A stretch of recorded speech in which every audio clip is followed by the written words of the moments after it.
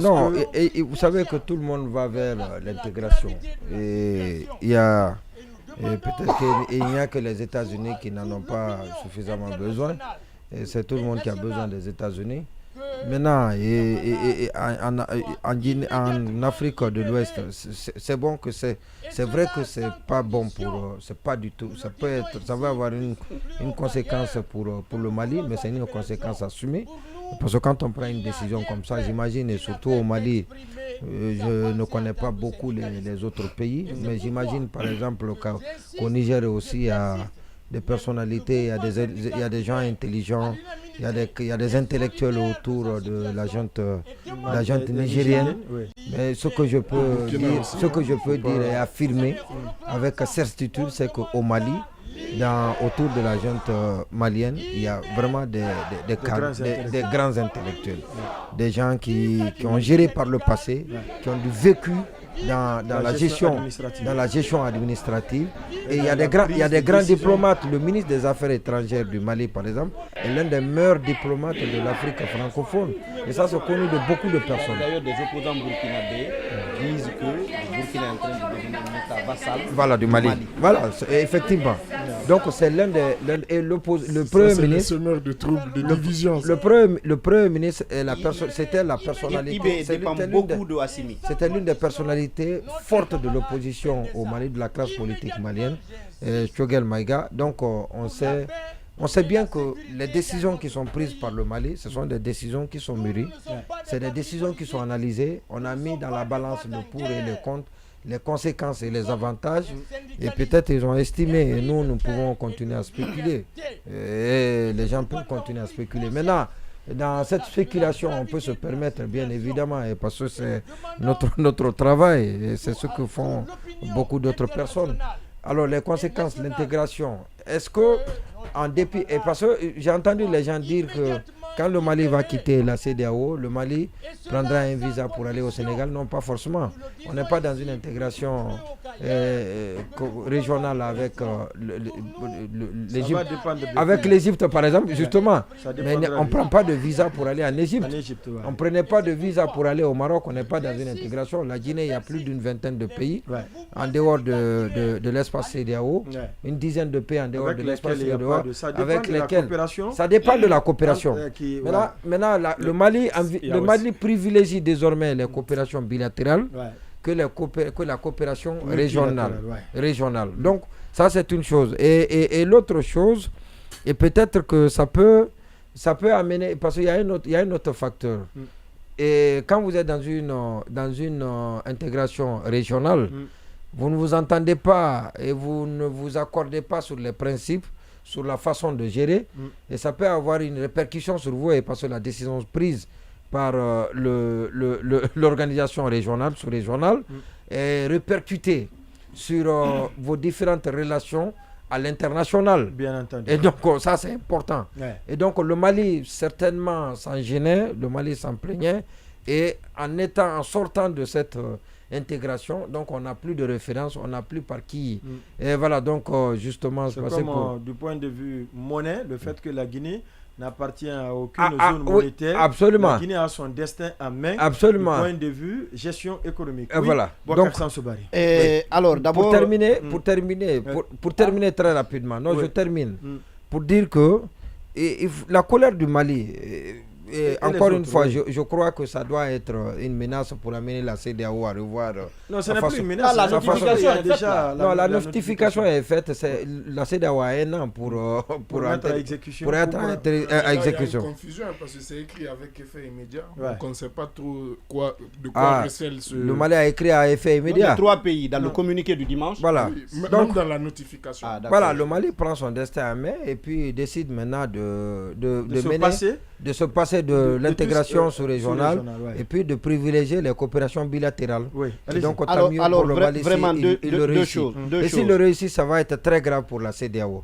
Et parce que les autres seront tentés de faire la même chose, qui ont peut-être des problèmes avec la façon de faire de la CEDEAO. Et puis voilà, c'est l'intégration qui était un modèle.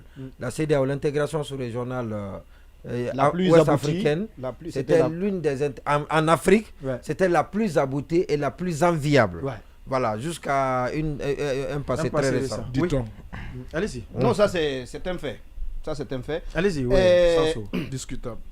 Alors, moi je dis 2 ou 3 choses par rapport à ça. D'abord, Monyouma disait tout à l'heure qu'ils sont sortis de la CEDEAO, mais ils peuvent établir des relations bilatérales avec les différents pays. Je dis ça paraît très contradictoire parce que c'est les mêmes chefs d'État qui ont pris les décisions dans le cadre de la CEDEAO avec lesquels on voudrait coopérer. Disons, je n'y verrai pas la cohérence, mais ils ne sont pas une contradiction. Mais le Niger collabore avec le Togo, mais n'est pas dans la CEDEAO. S'entend bien avec le président togolais, qui est un des membres, qui est un des présidents influents. C'est d'ailleurs le plus ancien des présidents de la CEDEAO. Ça, c'est parce que justement, on est d'accord avec le président du Togo a exploité la crise dans le Sahel pour se positionner auprès de ces pays. Oui, mais d'autres pays peuvent faire aussi la même chose. C'est les intérêts. Voilà, c'est les intérêts. Justement. C'est les intérêts. Ouais, parce que le Bénin fait les frais à cause de son port aujourd'hui. Absolument. Toutes les marchandises passent par le Togo. Par le Togo. Et ça renflouit bien les Le Bénin a levé l'interdiction, mais le Niger refuse de passer par le port béninois. Et ça pose des problèmes. Il a son opinion, j'ai la mienne. Allez-y, allez-y. Je l'ai parfaitement écouté, mais je dis...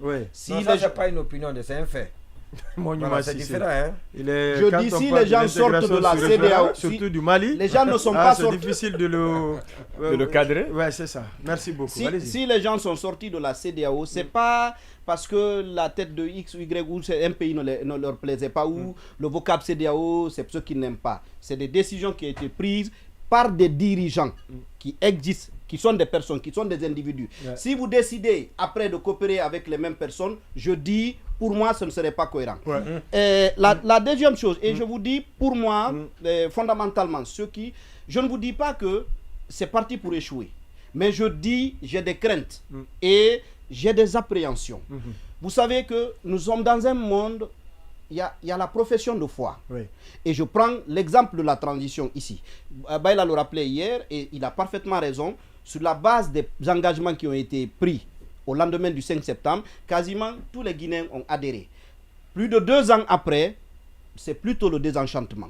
Je dis aujourd'hui, le Mali, les Maliens, les Burkinabés et les Nigériens sont plutôt enclins à saluer le geste politique qui a été posé aujourd'hui. Je dis... Ils sont à plus de 2 ans de transition. Pour le Mali, par exemple. Je ne me contredis pas. Arrêtez de l'interrompre. Je dis, ils ont pris, aujourd'hui, ils sont enclins à saluer ça. Je dis, dans 2 ans, dans 3 ans, dans 5 ans, quand ces dirigeants-là, qui peuvent évoluer, qui peuvent soumettre leur peuple à certaines dérives, quand ces populations-là vont commencer à subir le dictat de ces mêmes dirigeants, on devrait comprendre l'importance de la CEDEAO. La CEDEAO était là, il y avait la dictature. Il y a la dictature dans beaucoup de pays de la CEDEAO. Il va terminer, allez-y. La CEDEAO fait quoi? Non, on a dit tout à l'heure, parce qu'il ne faut pas résoudre le bilan de la CEDEAO à ce qu'on a connu ces 5 dernières années. On a tous dit que c'est l'intégration sur-régionale la plus aboutie. Plutôt la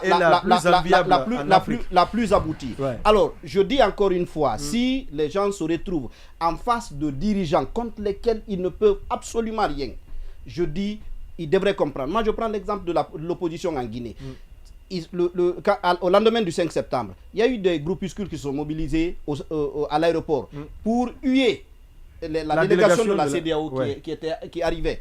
Mais vous faites la même chose aujourd'hui. A priori, vous ne trouverez pas, en tout cas, les mêmes individus. Ceux qui les ont hués au lendemain du 5 septembre ne sont pas nécessairement ceux qui devraient... Ces mêmes individus, s'ils reviennent, c'est pour applaudir. Donc, je dis encore une fois, en toute chose, il faut peut-être y aller avec une certaine raison, parce que encore une fois, l'être humain, il n'est jamais, on ne sait jamais qui il est en réalité.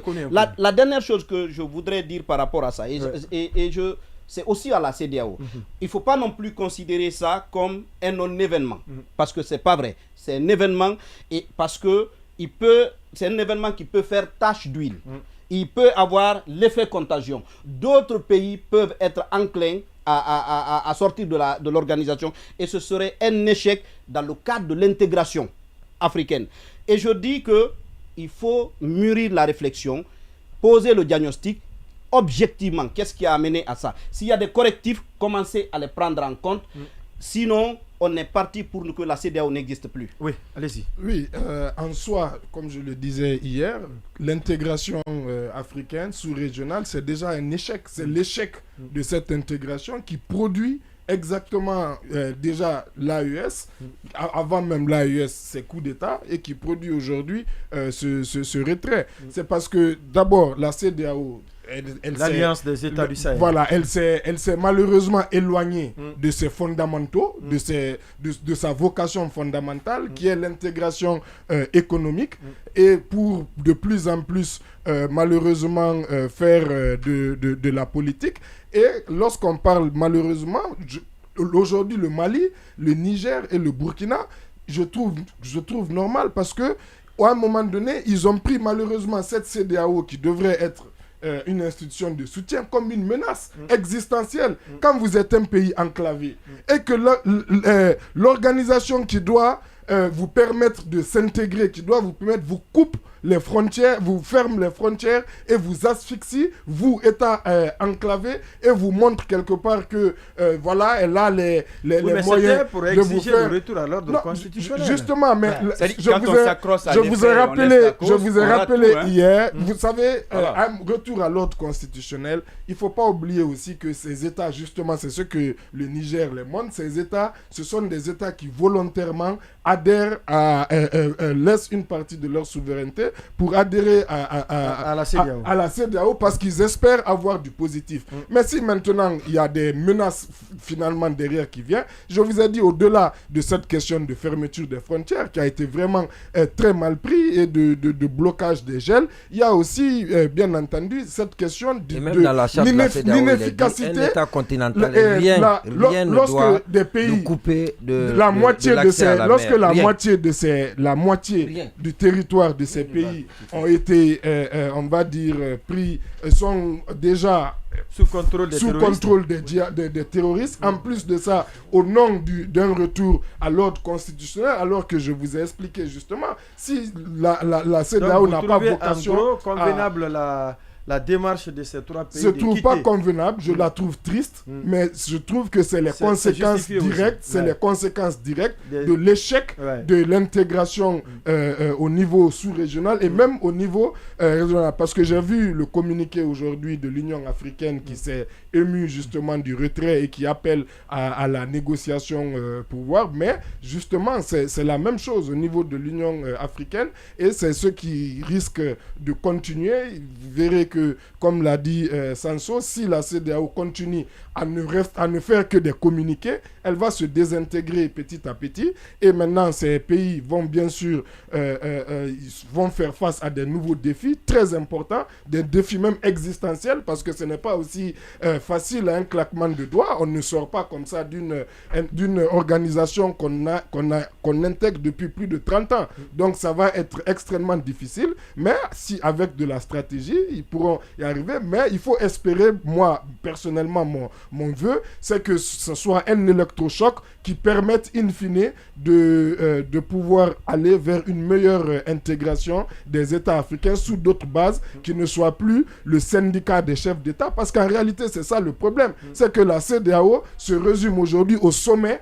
de chefs d'État d'une dizaine qui se battent plus au quotidien quand ils prennent des sanctions pour le Nigeria. C'est pas le Niger ou le Mali, c'est pas pour la beauté des Nigériens ou des Maliens, c'est juste parce qu'ils pensent que ça va les prémunir eux contre des coups d'État. Or, ce n'est pas le cas. Si la CEDEAO ne regarde pas ce qui se passe au Sénégal, où des élections sont prévues dans un mois, où on a empêché l'un des candidats, où il y a une répression qui est en cours, où les libertés sont en recul, les mêmes causes produiront les mêmes conséquences. Donc, la CEDEAO doit s'attaquer aux racines du problème. Oui, c'est qui. Alors, en réalité, qu'est-ce qu'on veut? Parce que je pense qu'on est en train de... Je me dis qu'on est en train de faire un mauvais procès à la CEDEAO. La CEDEAO, à la base, on le dit tous, c'est d'abord économique. C'est une intégration économique. Comme me disent dans ce studio, que sur ce plan, qu'il n'y a pas eu de progrès. On ne peut pas me le dire. Parce qu'à ce niveau-là, des avancées... Mais bien sûr, donc il ne faut pas qu'on se focalise sur l'aspect politique pour dire la CEDEAO a été un échec. Non, la CEDEAO n'a pas été un échec. Économique. Est-ce qu'il faut étaler le tapis rouge à ceux qui sont levés.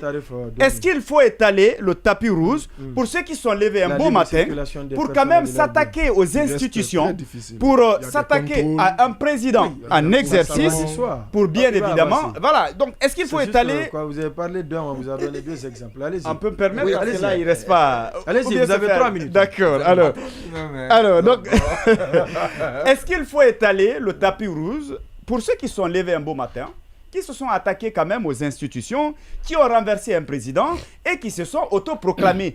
Est-ce qu'aujourd'hui, on va dire qu'ils ont quitté la CEDEAO parce que la CEDEAO ne fait pas assez pour les accompagner? Est-ce qu'on quitte simplement parce qu'aujourd'hui, on veut gérer le pays comme on le veut?